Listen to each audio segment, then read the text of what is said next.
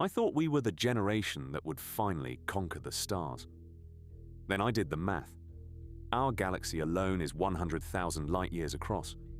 If we launched the fastest ship ever built, right now, today, it would take 50 million years just to cross it. By the time you reach the nearest star beyond our sun, everyone you have ever known, everyone they have ever known, every civilization that has ever risen would be dust. Here is why we might never leave home.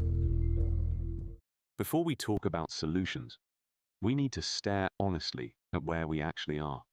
After 60 years of human spaceflight, 60 years, 95% of every human being who has ever left this planet has only made it to low Earth orbit. Not the Moon, not Mars. Low Earth orbit, roughly the distance from London to New York, straight up. Take the space shuttle. We called it a marvel of engineering, and it was. It flew at 17,500 miles per hour, and faster than a bullet, faster than sound by a factor of 23. And at that speed, to reach just Proxima Centauri, our nearest neighboring star, it would take 38,000 years. Fuel, food, radiation, the psychological collapse of every human on board. We haven't solved any of it. The early missions of Mercury and the experience from Gemini have brought this country to the next major milestone, the first Apollo 3-man space flight. 17 astronauts have died in the pursuit of space, and we haven't even left the neighborhood. So the question isn't, why don't we go to the stars? But the question is, what would it actually take? Scientists and engineers have 3 answers. All of them are extraordinary, and one of them is borderline terrifying. Path 1. Go faster. The speed of light is approximately 186,000 miles per second. Right now, our fastest spacecraft, the Parker Solar Probe, at its closest approach to the Sun, reaches about 0.05% of that speed. 0.05%. But theoretical propulsion concepts, laser sail arrays, nuclear pulse drives, the antimatter engines, suggest we could one day reach 20 to 25% the speed of light. At 25% of light speed, Proxima Centauri is no longer a 38,000-year journey. It's a 20-year trip. The catch? We have no engine capable of this. Laser sail concepts require an array the size of a small country just to push a gram of sail to those speeds. For antimatter fuel doesn't exist at scale. Producing 1 gram would consume more energy than all of humanity generates in 20 years. But 50 years ago, putting a rover on Mars was science fiction too. Path 2. Don't make the ship faster, make the passengers last longer. The fastest growing field in biology right now is longevity research, and the goals have quietly become extraordinary.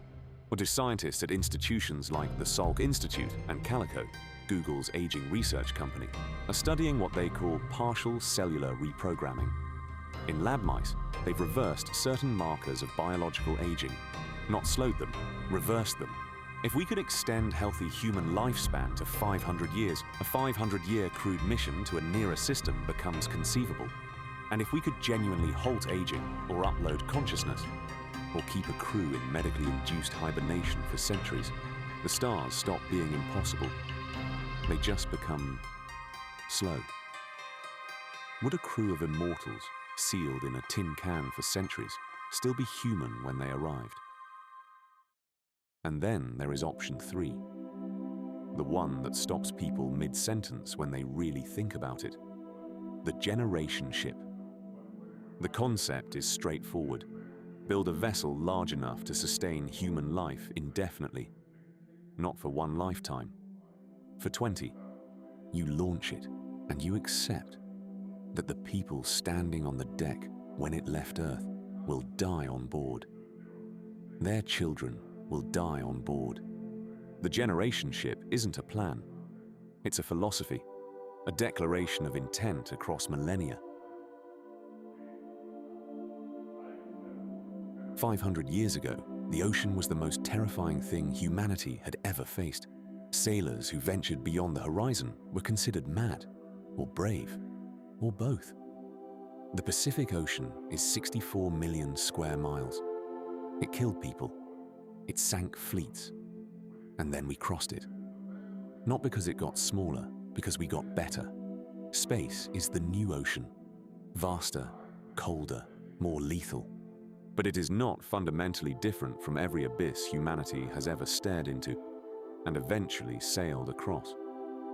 The question was never whether it was possible. The question was always, do we have the will? If we do not destroy ourselves, and that is a very real if, we will one day leave this planet. Not because life here becomes unbearable, but because that is what living things do. They spread, they grow, they reach. The Andromeda galaxy is 2.5 million light-years away. It contains 1 trillion stars, and right now, at this moment, it is moving toward us at 68 miles per second. In about 4.5 billion years, it will collide with our galaxy in a slow, majestic merger of 2 island universes. Maybe, by then, someone will be watching. Subscribe to Cosmic Files for the next chapter of our survival.